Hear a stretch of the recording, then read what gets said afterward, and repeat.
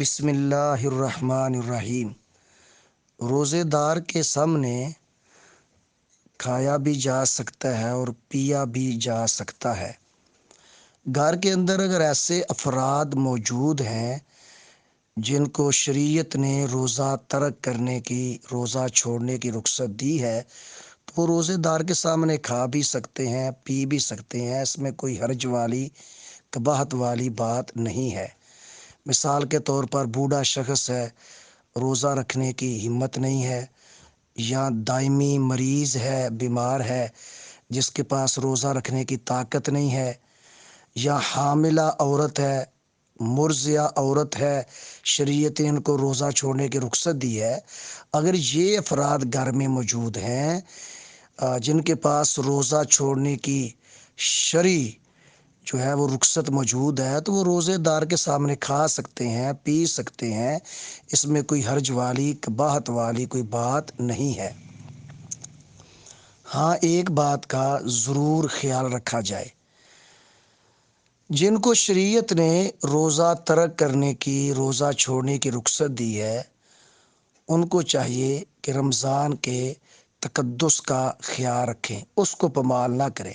بھئی گھر میں بیٹھ کر کھا بھی سکتے ہیں، پی بھی سکتے ہیں، لیکن راستوں میں چلتے پھرتے وہ کھانا شروع کر دیں اور پینا شروع کر دیں۔ دکانوں پر کھڑے ہو کر سرِ عام وہ بوتل اور جوس پینا شروع کر دیں، کسی ہوٹل پر بیٹھ کر سرِ عام وہ کھانا شروع کر دیں، یہ مناسب نہیں ہے۔ اس سے رمضان کا جو تقدس ہے وہ مجروح ہوتا ہے۔ رمضان کا احترام کرنا چاہیے۔ ہاں، وہ گھر میں بیٹھ کے کھا بھی سکتے ہیں، پی بھی سکتے ہیں، لیکن سرِ عام یہ کام نہ کریں، تاکہ رمضان کا جو تقدس ہے وہ پامال نہ ہو۔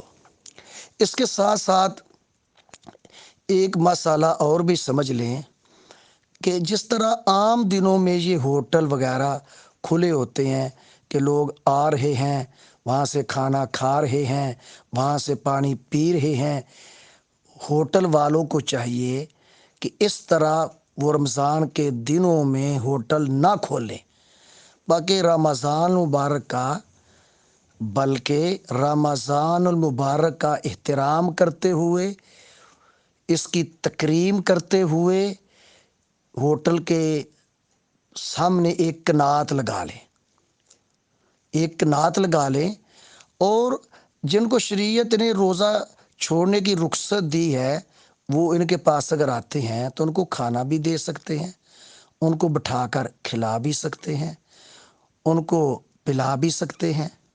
اس میں کوئی ممانعت والی بات نہیں ہے۔ بس رمضان مبارک کا جو تقدس ہے نا، اس کو پامال نہ کریں، رمضان کا احترام کریں۔ بس آگے کنات لگا لیں، اور جن کے پاس شرعی عذر ہے روزہ چھوڑنے کا، ان کو کھلائیں بھی پلائیں بھی، کوئی قباحت والی بات نہیں۔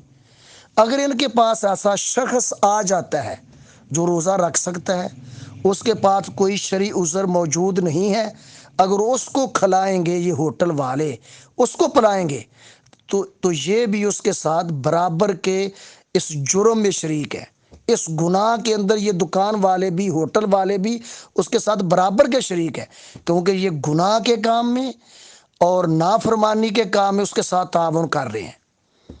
اسی طرح اگر ہوٹل والوں کے پاس کوئی غیر مسلم آ جاتا ہے رمضان المبارک کے دن کے وقت، وہ ان سے کھانا مانگتا ہے، وہاں بیٹھ کر کھانا کھانا چاہتا ہے، اگر ہوٹل والے اس کو کھانا دیں گے تو یہ پھر بھی مجرم ہے، بے شک وہ غیر مسلم ہے، بے شک وہ کافر ہے۔ اگر رمضان المبارک کے دن کے وقت اس کو ہوٹل پہ بٹھا کے کھلائیں گے پلائیں گے، پھر بھی یہ مجرم ہے، گناہ گار ہے، کیونکہ یہ جو شریعت کے احکامات ہیں، شریعت کے جو فرائض ہیں، اس کے مخاطب مسلم بھی ہیں اور غیر مسلم بھی ہیں۔ العلماء، علماء و عوام میں حائل خلیج دور کرنے کی ایک منفرد کاوش۔